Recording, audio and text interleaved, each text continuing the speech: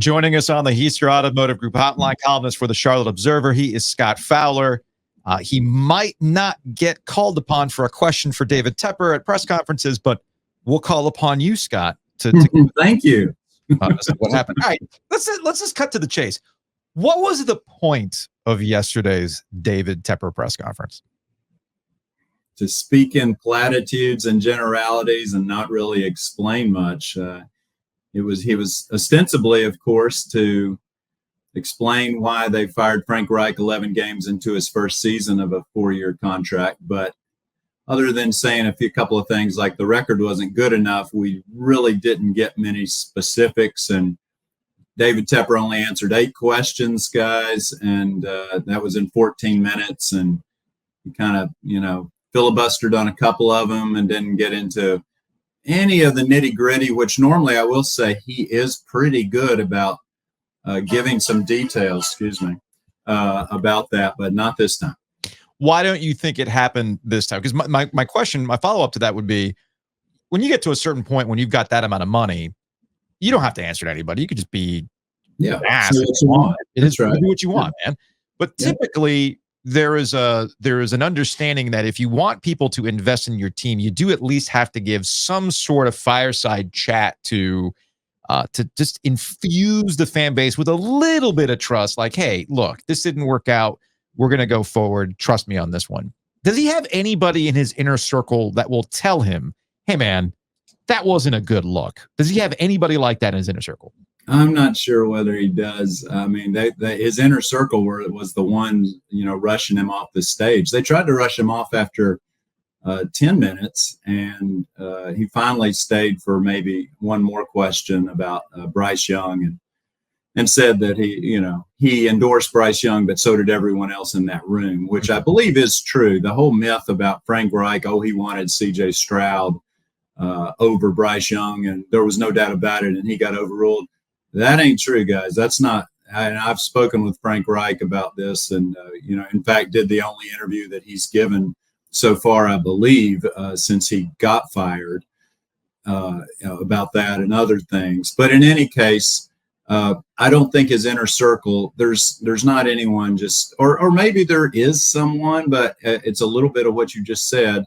He does what he wants when he wants, and we know that he's fired 3 Panther coaches all during the middle of the season. So it is a little reactive. It is a little bit of he was a Pittsburgh Steelers fan growing up and lived and died with each Sunday, and a little bit of the fan mentality. You guys know how it is. You should be benching the quarterback and firing the coach after every loss, right? And in some respects, that's what fans want, or the outer extreme of fans want. And sometimes that feels a little bit like the way it is here in Charlotte. All right. Let's get into some inside baseball stuff, because I want to put in context how long you've covered the Panthers for, because, I sometimes get my Fowler families at the Charlotte Observer and the Green families confused. The fathers, right? Like, so right. How long have you written about the Panthers for? Since before they were born. Okay. When they were in utero. I came here in 1994 as one of the Panther beat writers. So I covered them, really the formation of the team. I wasn't here the day the team was awarded. I was still working at the Miami Herald in 93. But once it was awarded, I grew up in Spartanburg, went to UNC Chapel Hill, wanted to get back to the Carolinas. This was my opportunity. So I came in 94. And have covered them every season. This is the 29th year. For the first 5 or 6 as a beat writer, and the last 20 as a columnist. Yeah, there would really be no reason for them not to call on you yesterday. That's the context. Yeah, I guess so. I've never. I'll put it this way, Joe. I've never ever. I've been in every significant Panthers press conference ever. I've never not asked a question. They know I want to ask a question, and at this point, I've written 4 books about the franchise. I don't want to toot my own horn here, but I just want to say that, when Frank Reich wanted to talk about his side of the story, we talked Monday. I'm a respected authority on the Panthers, not the only respected authority. Sure. We've got Joe Person's a great beat writer. David Newton's, Mike Kay is our beat writer. They're all really good, but I just feel like I should have gotten a question. So I was PO'd. Sure. And wrote a column about that yesterday about getting frozen out at that press conference. This makes me slightly laugh, make myself feel a bit old. So please don't make it think that I'm calling you old right now.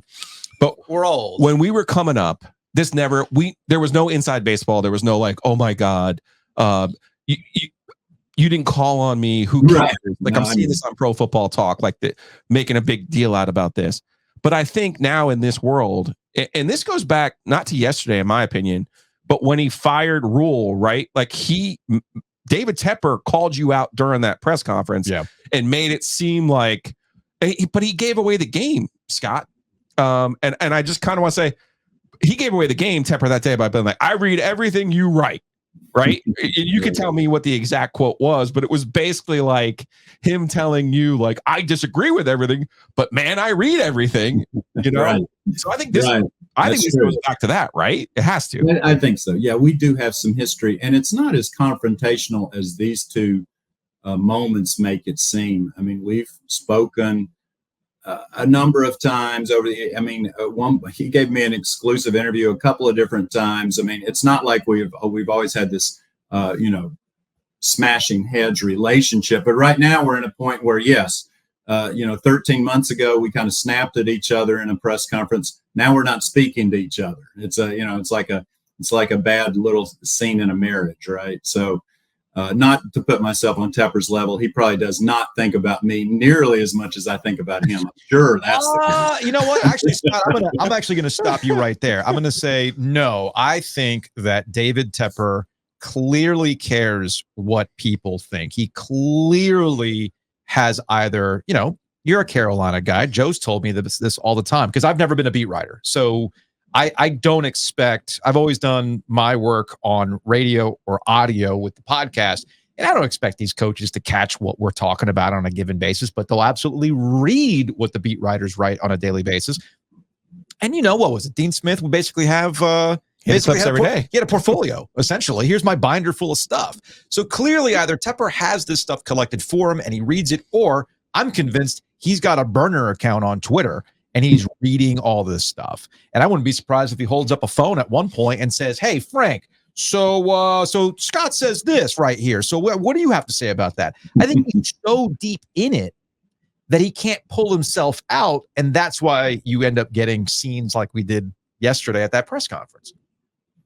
I mean, maybe there's some of that for sure. I will say, I don't want to unnecessarily bash Tepper for every single thing he's done.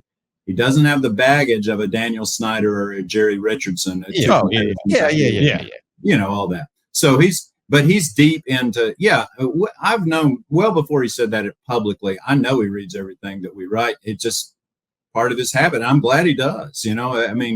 He's held, I'm glad he reads the Charlotte Observer, thinks of us as relevant, but sometimes he can be a little hypersensitive. Scott, you're cracking me up here because you are like one of the nicest people in our business. You really are. You just qualified. Yeah, David Tepper. He's not an awful human being. Like these two others. And let's not forget. Let's be fair. And let's not be real. Not a terrible human being. There is no Messi in Charlotte. There's no Messi in Charlotte without David Tepper. That's no live music either. All right. Let me ask you this, because I advanced this yesterday. Even Jerry Jones and even Daniel Snyder in their phases had someone say to them, hey, bring in Bill Parcells, bring back Joe Gibbs. Do you think there is anyone in David Tepper's circle that will say to him, hey, it's time to go get one of these big fish and get out of the way and stop your weekly Sunday meetings or Monday meetings, whatever day they are? Stop suggesting the 3-4 defense and just get out of the way, write the check, and be happy and let the people who know football handle the football stuff. I think that's a possibility, honestly. There's two names out there that would happen with. One is Belichick, if he gets fired. No. But he would. But and another one is Harbaugh. Yeah. Harbaugh is probably a little more realistic. Mm-hmm. They've talked about the job before. It was reported last year. So, but I think both of those guys would be like, I'm only taking it if you stay away. Yeah. You stay out of the way. Mm-hmm. Now, a guy who's a little more pliable, a younger guy who's just super happy to get the opportunity, happy to be here type guy. that then you're back in the same cycle. It's not going to be any different. It won't be any different. Scott Fowler, columnist, Charlotte Observer. Before we say goodbye, we appreciate the time. Do you think David Tepper will be sitting down for a follow-up of your book, The Sports Legends of the Carolinas? He's not qualified for Sports Legends of the Carolinas quite yet. Okay. There's a few Super Bowl rings probably have to come in between now and then. But thanks for mentioning it. Yeah, Sports Legends of the Carolinas is our new It's the Charlotte Observer book. Myself and Jeff Seiner, who I think you guys know, but he's just a fantastic photographer. A coffee table book, really. And we sat down with 33 different sports legends, a lot from, the Triangle area, Roy Williams, Coach K. We did Steph Curry, Dale Earnhardt Jr., Jeff Gordon, a whole bunch of people in a whole bunch of different sports. A lot of Panthers from the past, nobody from right now, because for obvious reasons, but Jay Delhomme and such. And anyway, it's available, sportslegendsbook.com, where you can find it there. That's probably the easiest way to get it, sportslegendsbook.com. Awesome. I love that. Do you think David Tepper gets it before we say goodbye? Like, does he? People eventually burn it, maybe, or something. They'll take in the information. I don't blame him for look. To be honest, I don't blame him for firing Frank Reich. I don't. Right. Just like I don't really either. I don't blame him for firing Ron Rivera. It was time for Ron Rivera to go. It was time to go in a new direction. We're seeing how it's played out in Washington. It was time. So I get why they were fired. The question is, will it finally dawn on him? Will he finally get it that if I want to win, I have to get out of the way? Does he get that? I don't think so. Okay. That's unfortunate. I guess we'll be back here next year when they're firing yet another coach. Scott, we appreciate the time, man. Hey, love your show. Thanks for having me on.